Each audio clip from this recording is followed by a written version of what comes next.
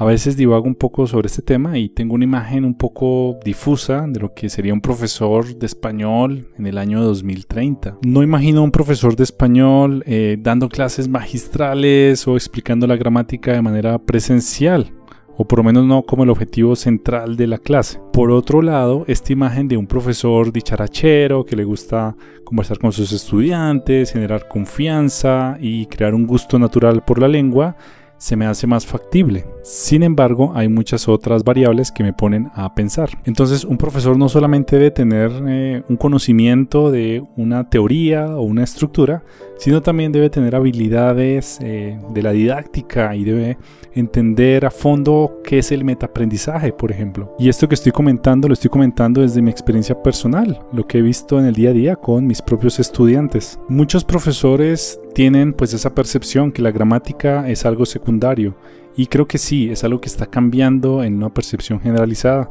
pero creo que también hace falta entender qué es lo que pasa con los estudiantes. Y es que muchos estudiantes, creo que hoy en día, especialmente los que ya tienen autonomía, que ya aprenden con facilidad, se sienten más cómodos aprendiendo solos, son estudiantes que necesitan o una tutoría o una atención personalizada en un punto muy específico de la gramática y no requieren un trato, digamos, tan teórico, ¿no? Y por supuesto debes tener cuidado de no orientar toda la enseñanza en nombres raros de gramática.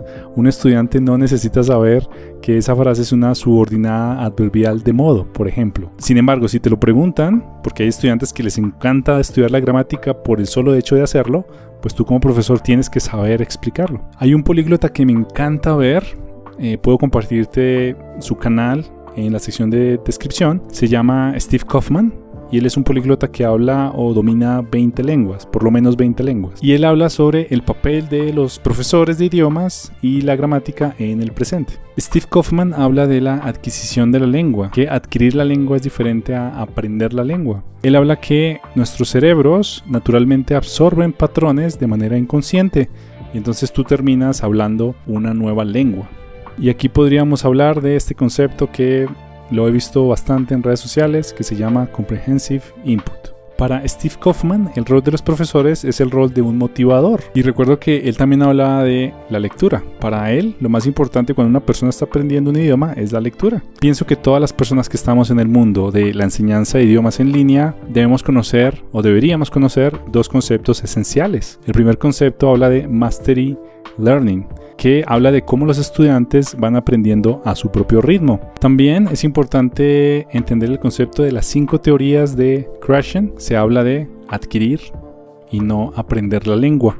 Voy a dejar recursos en la sección de la descripción si tienes curiosidad. Bueno, quiero volver a la pregunta original y es ¿cómo será un profesor o profesora de español en el año 2030? Y bueno, no soy un profeta, no puedo predecir el futuro, pero puedo ver ciertas tendencias. Un profesor o profesora humanista, es importante entender a las personas de manera profunda. También es importante un profesor o profesora con habilidad o con una afinidad tecnológica. Políglota o por lo menos bilingüe. Claro, si tú enseñas un idioma es porque sabes cómo es el proceso. Y también creo que va a haber un cambio de paradigma. Ya no van a ser sistemas centrados en enseñanza, sino sistemas centrados en aprendizaje, donde lo más importante es el estudiante. Ya los profesores pasan a un segundo plano. Y bueno, para concluir quiero dejar algunas preguntas, no quiero dejar conclusiones porque las conclusiones son aburridas. Cuando tú concluyes es porque ya se terminó y no hay nada más. En cambio las preguntas son abiertas,